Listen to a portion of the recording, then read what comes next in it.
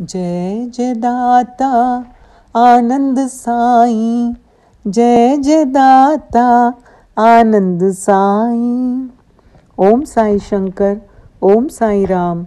सत विचार तू रख मन माही, आत्म बिन सत है कछु नाही। सत विचार में हरदम लाग, मिथ्या को दे मन से त्याग।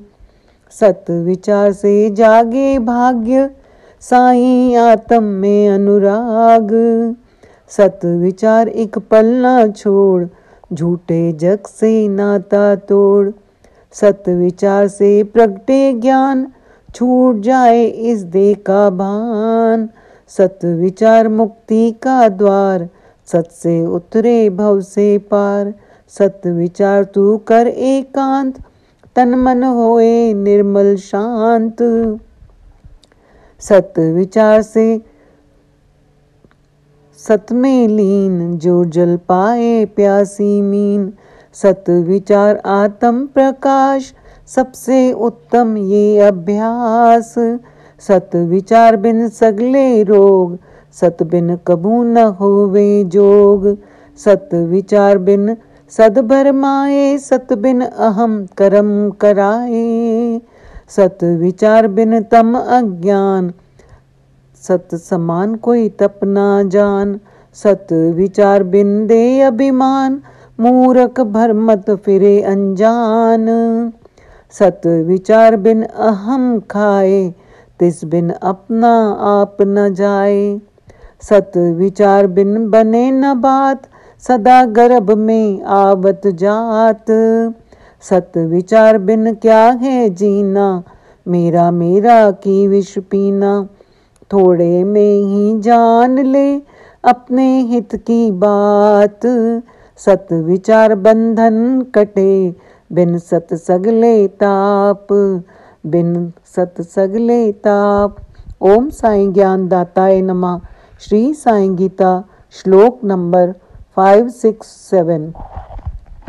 श्री साईं गीता के इस श्लोक में श्री आनंद साईं जी ने सत विचार का उल्लेख किया है। उन्होंने समझाया है कि सत क्या है। सत ही ईश्वर है। हे प्राणी, तू अपने मन में अच्छे विचार रख। आत्मा जो कि ईश्वर का अंश है, वो ही सत्य है। इसीलिए अपनी वृत्तियों को अंदर ही लगा। ये जगत मिथ्या है, उसको त्याग दे। जो सत्य विचार करता है, उसका भाग्य श्री साईं सरकार जगा देते हैं। हमारे घट के अंदर साईं जी का ही वास है। उनसे अनुराग करो, उनसे प्रेम करो, उनके बिना कुछ भी ना चाहो। हमेशा अच्छे विचारों को ही अपनाओ।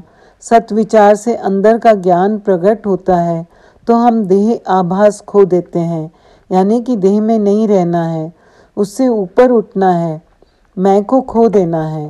केवल तू ही तू, तू ही तू। ये सत विचार से मुक्ति प्राप्त होती है।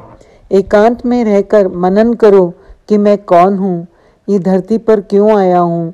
एकांत में रहने से मन निर्मल और शांत हो जाता है, जैसे मछली जल में रहकर ही जीवित रहती है। ये सबसे उत्तम अभ्यास है।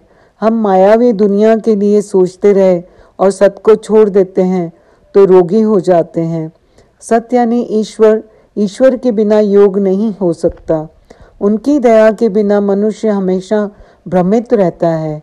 जब प्रभु के विचारों में रहते हैं, हमेशा उनका गुणगान, उनकी लीलाएं पढ़ना, सुनना, मनन करना, तो इसके जैसा कोई तप नहीं है।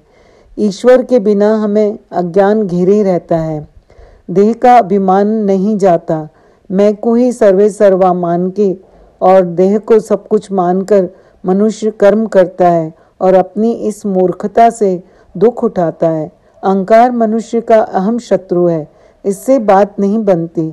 मनुष्य का अहम ईश्वर खाते हैं, उनका भोजन है अहम। इससे जीव की बात नहीं बनती। वो जन्म मरण के चक्कर में रहकर दुख उठाता है। सत के बिना कोई जीव का कल्याण नहीं हो सकता। मेरा मेरा कहते कहते तो तीनों तापों में तपता रहता है। इसीलिए सत में रहने से सब बंधन कट जाते हैं। ओम साई राम, जय साई राम।